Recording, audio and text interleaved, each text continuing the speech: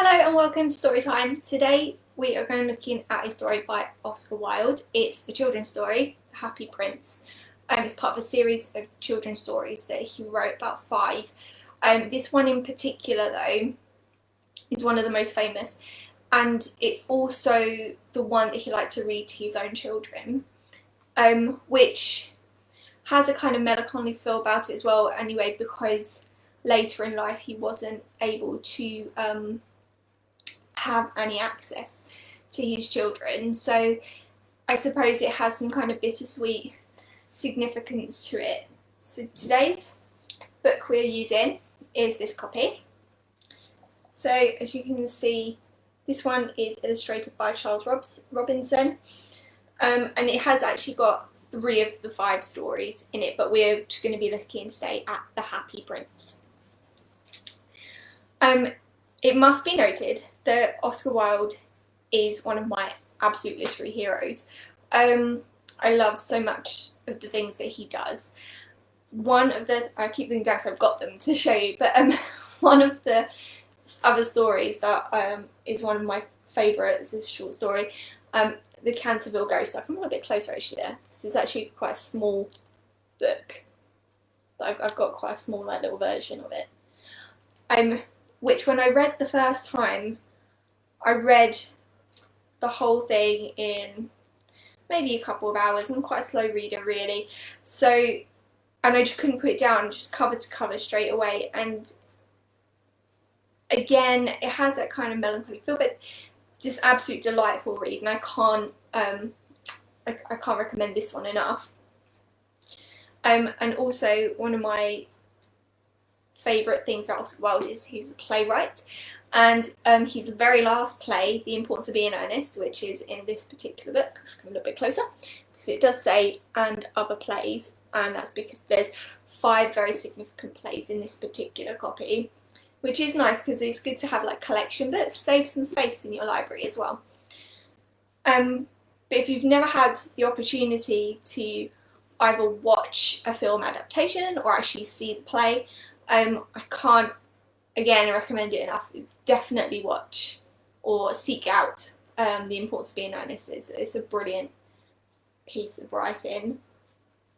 One which I also had the pleasure of being part of a production of it, mainly behind the scenes, but there was one particular night where I actually got to be part of the show, so that was actually really cool. But yeah, I definitely seek out more work, and if you can, I highly recommend. We'll touch on it at the end after The Happy Prince, but definitely look more into the story of Oscar Wilde and his life, because he's an incredible person who was blessed with the most incredible mind for literary purposes, and had he been born at a different time, who knows what he might have achieved, but when he was, and his circumstances and how that influenced his life, incredible, really incredible. I really love him. So yeah, let's get started with The Happy Prince. This particular copy, as I say, was illustrated by Charles Robinson, but the colouring and other aspects were actually done by somebody else. Let me get the name for you because it's always good to know. Emma Byrne. And this was actually printed by, I think it's Dublin Press or something. I think it's Dublin Press. Yeah, because for anyone who didn't know, Oscar Wilde was born in Ireland. So, The Happy Prince by Oscar Wilde. High above the city, on a tall column, stood the statue of the Happy Prince. He was gilded all over with thin leaves of fine gold. For eyes he had 2 bright sapphires, and a large ruby red glowed in his sordid hilt. He was very much admired indeed. "He is as beautiful as a weathercock," remarked one of the town councillors, who wished to gain a reputation for having artistic taste. "Only not quite so useful," he added, fearing lest people should think him unpractical, which he really was not.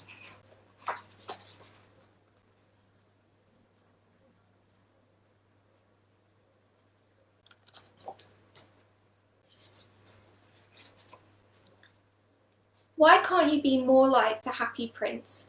asked a sensible mother of her little boy who was crying for the moon. "The Happy Prince never dreams of crying for anything." "I'm glad there is someone in the world who is quite happy," muttered a disappointed man as he gazed on the wonderful statue. "He looks just like an angel," said the charity children as they came out of the cathedral in their bright scarlet cloaks and their clean white pinafores. "How do you know?" said the mathematical master. "You have never seen one." "Ah, but we have, in our dreams," answered the children. And the mathematical master frowned and looked very severe, for he did not approve of children dreaming. One night there flew over the city a little swallow. His friends had been away to Egypt 6 weeks before, but he had stayed behind, for he was in love with the most beautiful reed.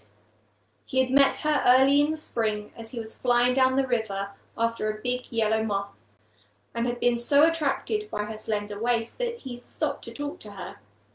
"Shall I love you?" said the swallow, who liked to come to the point at once, and the reed made him a low bow.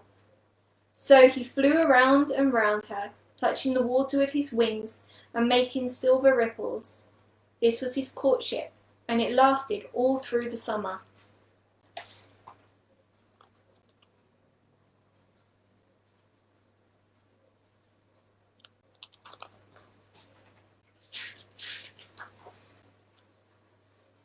"It is a ridiculous attachment," twittered the other swallows.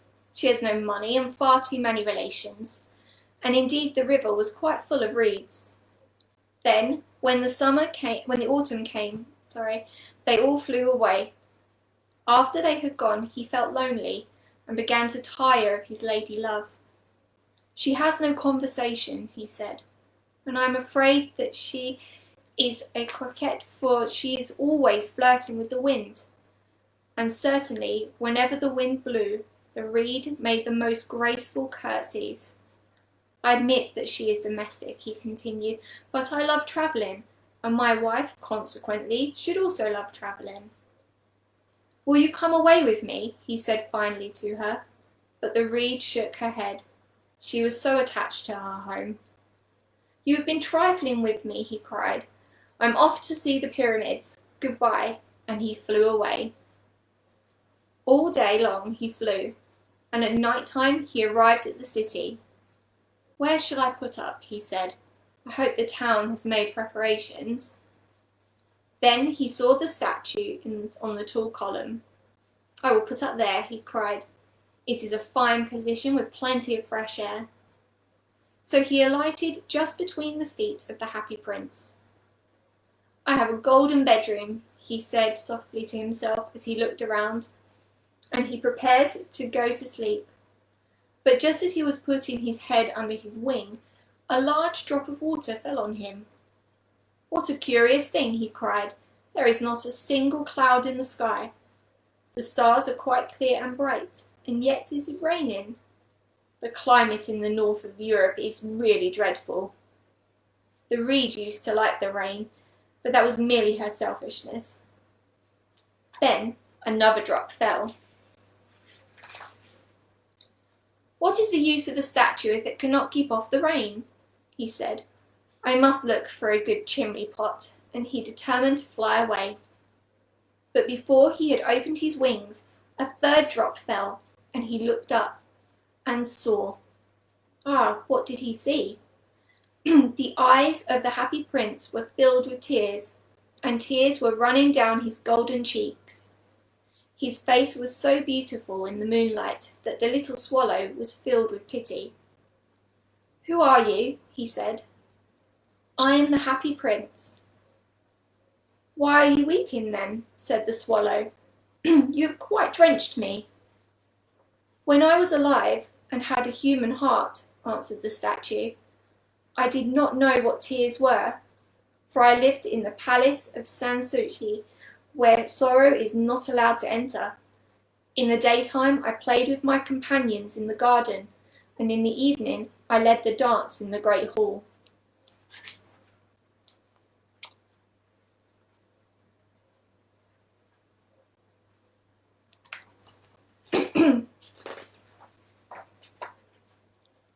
Round the garden ran a very lofty wall, but I never cared to ask what lay beyond it. Everything about me was so beautiful. My courtiers called me the Happy Prince, and happy indeed I was, if pleasure be happiness. So I lived, and so I died. And now that I am dead, they have set me up here so high that I can see all the ugliness and all the misery of my city. And though my heart is made of lead, yet I cannot choose but weep. What, is he not solid gold? Said the swallow to himself. He was too polite to make any personal remarks out loud. Far away, continued the statue in a low, musical voice, far away in a little street there is a poor house. One of the windows is open, and through it I can see a woman seated at a table. Her face is thin and worn, and she has coarse red hands, all prickled by the needle, for she is a seamstress. She is embroidering passion flowers on a satin gown for the loveliest of the Queen's maids of honour to wear at the next court ball. In a bed in the corner of the room, her little boy is lying ill. He has a fever and is asking for oranges. His mother has nothing to give him but river water, so he is crying. Swallow, swallow, little swallow, will you not bring her the ruby out of my sordid hilt? My feet are fastened to this pedestal and I cannot move. I am waited in for Egypt, said the swallow. My friends are flying up and down the Nile and taking to the large lotus flowers. Soon they will go to sleep in the tomb of the great king. The king is there himself in his painted coffin. He is wrapped in yellow linen and embalmed with spices. Round his neck is a chain of pale green jade, and his hands are like withered leaves.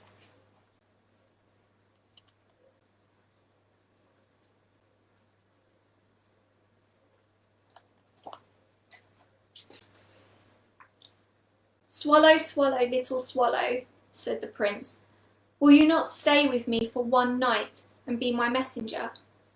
The boy is so thirsty, and the mother so sad. I don't think I like boys, answered the swallow. Last summer, when I was staying in the river, there were 2 rude boys, the miller's sons, who were always throwing stones at me. They never hit me, of course. We swallows fly far too well for that. And besides, I came of a family famous for its agility. But still, it was a mark of disrespect. But the happy prince looked so sad that the little swallow was sorry. It's very cold here, he said, but I will stay with you for one night and be your messenger. Thank you, little swallow, said the prince. So the swallow picked out the great ruby from the prince's sword and flew away with it in his beak over the rooftops of the town. He passed by the cathedral tower where the white marble angels were sculpted. He passed by the palace and heard the sound of dancing. A beautiful girl came out onto the balcony with her lover. How wonderful the stars are, he said to her, and how wonderful is the power of love. I hope my dress will be ready in time for the state ball, she answered. I have ordered passion flowers to be embroidered on it, but the seamstresses are so lazy. He passed over the river and saw the lanterns hanging on the masts of the ships. He passed over the ghetto and saw the old Jews bargaining with each other and weighing out money on copper scales. At last he came to the poorhouse and looked in. The boy was tossing feverishly on his bed, and his mother had fallen asleep. She was so tired.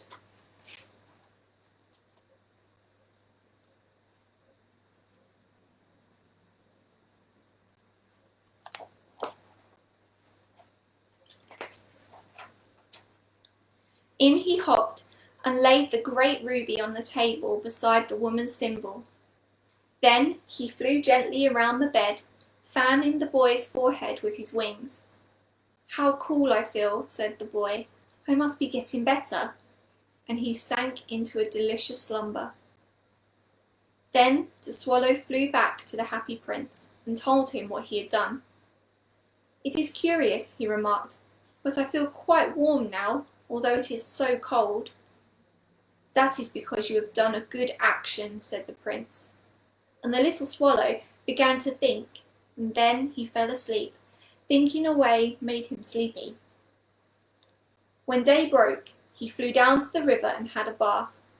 "What a remarkable phenomenon," said the professor of ornithology as he was passing over the bridge.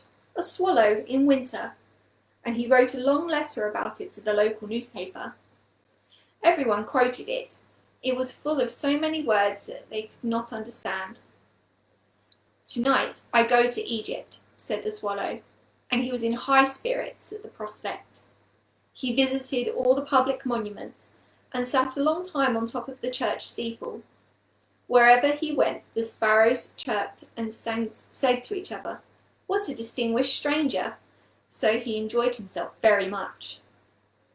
When the moon rose, he flew back to the happy prince. "Have you any commissions for Egypt?" he cried. "I'm just starting." "Swallow, swallow, little swallow," said the prince, "will you not stay with me one more night longer?" "I am waited for in Egypt," answered the swallow. "Tomorrow my friends will fly up to the second cataract. The river horse crouches where among the bulrushes, and on great granite thrones sit the god Memnon. All night long he watches the stars, and when the morning star shines, he utters one cry of joy, and then he is silent."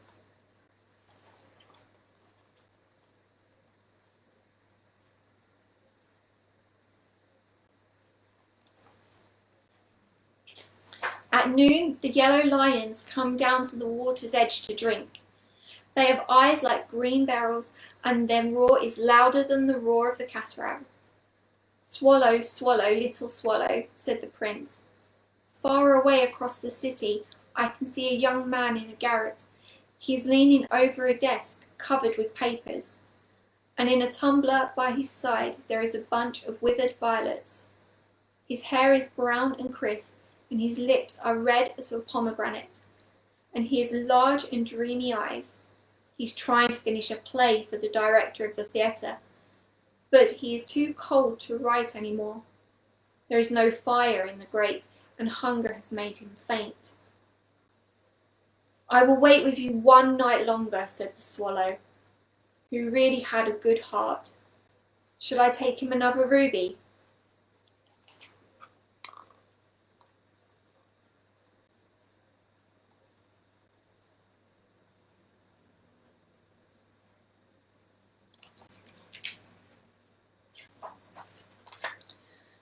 "Alas, I have no ruby now," said the prince. "My eyes are all I have left. They are made of rare sapphires, which were brought out of India 1,000 years ago. Pluck out one of them and take it to him. He will sell it to the jeweller and buy food and firewood and finish his play."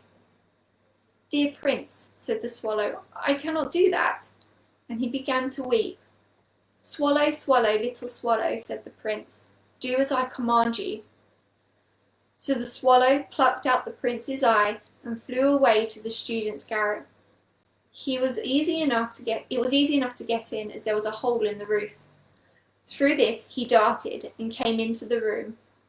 The young man had his head buried in his hands, so he did not hear the flutter of the bird's wings, and when he looked up, he found the beautiful sapphire lying on the withered violets.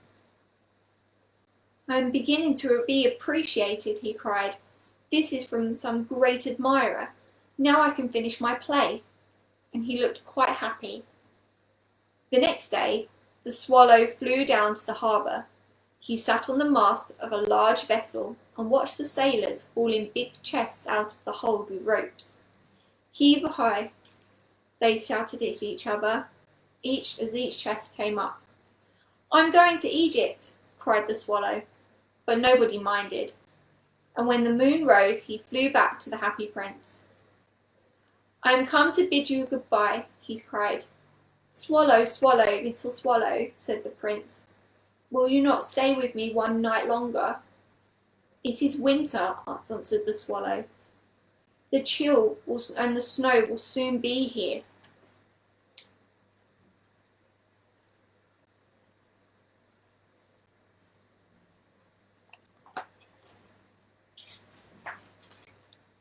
In Egypt, the sun is warm on the green palm trees, and the crocodiles lie in the mud and look lazily about them. My companions are building a nest in the temple of Baalbek, and the pink and the white doves are watching them and cooing to each other. Dear Prince, I must leave you, but I will never forget you, and next spring I will bring you back 2 beautiful jewels in place of those which you have given away. The ruby shall be redder than the red rose, and the sapphire will be as blue as the great sea. In the square below, said the happy prince, there stands a little match girl. She has let her matches fall in the gutter, and they are all spoiled. Her father will beat her if she does not bring home some money, and she is crying. She has no shoes or stockings, and her little head is bare. Pluck out my other eye and give it to her, and her father will not beat her. I will stay with you one night longer, said the swallow. But I cannot pluck out your eye, you will be quite blind then. Swallow, swallow, little swallow, said the prince, do as I command you. So he plucked out the prince's other eye and darted down with it. He swooped past the match girl and slipped the jewel into the palm of her hand. What a lovely bit of glass, cried the little girl, and she ran home laughing. Then the swallow came back to the prince. You are blind now, he said, so I will stay with you always. No, little swallow, said the poor prince, you must go away to Egypt. I will stay with you always, said the swallow, and he slept at the prince's feet. All the next day he sat on the prince's shoulder and told him stories of what he had seen in strange lands.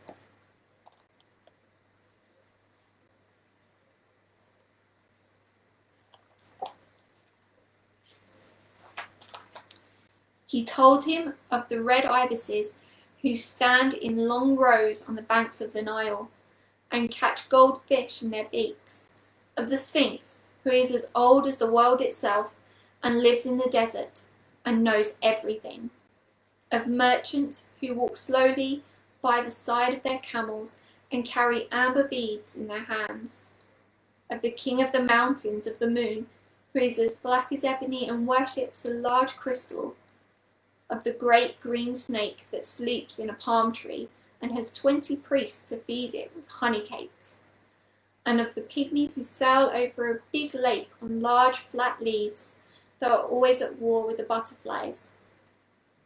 Dear little swallow, said the prince, you tell me of marvellous things, but more marvellous than anything is the suffering of men and of women.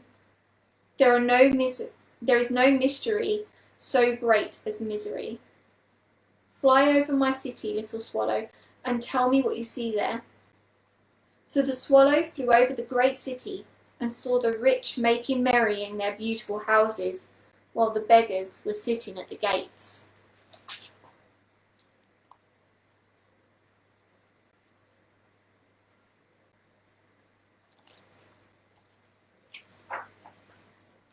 He flew into dark lanes and saw the white faces of starving children looking out listlessly at the black streets.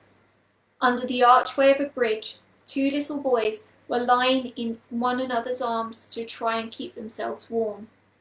How hungry we are, they said. You must not lie here, shouted the watchman, and they wandered out into the rain. Then he flew back and told the prince what he had seen. I am covered with fine gold, said the prince. You must take it off leaf by leaf and give it to my poor. The living always think that gold can make them happy. Leaf after leaf of the fine gold the swallow picked off till the happy prince looked quite dull and grey. Leaf after leaf of the fine gold he brought to the poor, and the children's faces grew rosier, and they laughed and played games in the street. "We have bread now," they cried. Then the snow came, and after the snow came the frost. The streets looked as if they were made of silver. They were so bright and glistening. Long icicles, like crystal daggers, hung from the eaves of the houses. Everybody went about in furs, and the little boys wore scarlet caps and skated on the ice. The poor little swallow grew colder and colder, but he would not leave the prince. He loved him too well. He picked up the crumbs outside the baker's door when the baker was not looking, and tried to keep himself warm by flapping his wings. But at last he knew that he was going to die. He had just enough strength to fly up to the prince's shoulder once more. "Goodbye, dear prince," he murmured. "Will you let me kiss your hand?" "I'm glad that you are now going to Egypt at last, little swallow," said the prince. "You have stayed too long here, but you must kiss me on the lips, for I love you."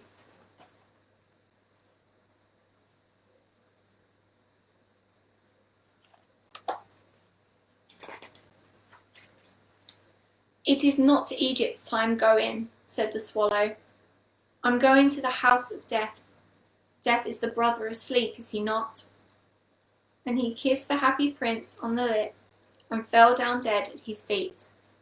At that moment, a curious crack sounded inside the statue, as if something had broken.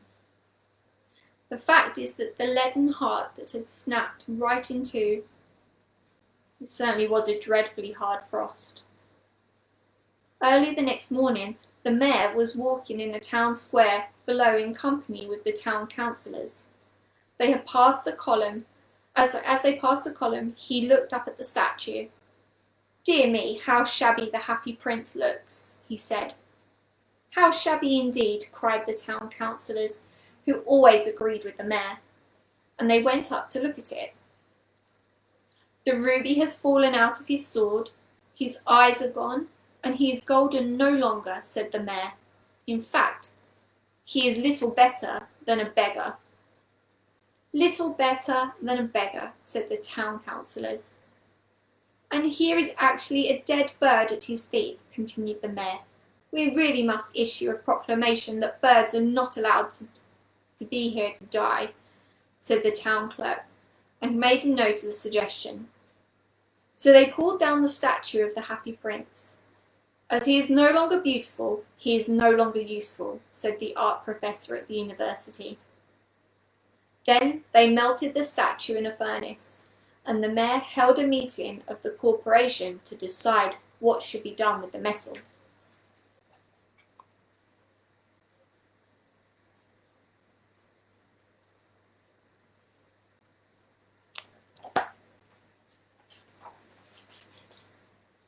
"We must have another statue, of course," he said, "and it shall be a statue of myself." "Of myself," said each of the town councillors, and they quarrelled. When I last heard of them, they were quarrelling still. "What a strange thing," said the overseer of the workmen at the foundry. "This broken lead heart will not melt in the furnace. We must throw it away." So they threw it on a dust heap, where the dead swallow was also lying. "Bring me 2 of the most precious things in the city," said God to one of his angels. And the angel brought him the leaden heart and the dead bird. "You have rightly chosen," said God, "for in my garden of paradise this little bird shall sing forevermore, and in my city of gold the happy prince shall praise him."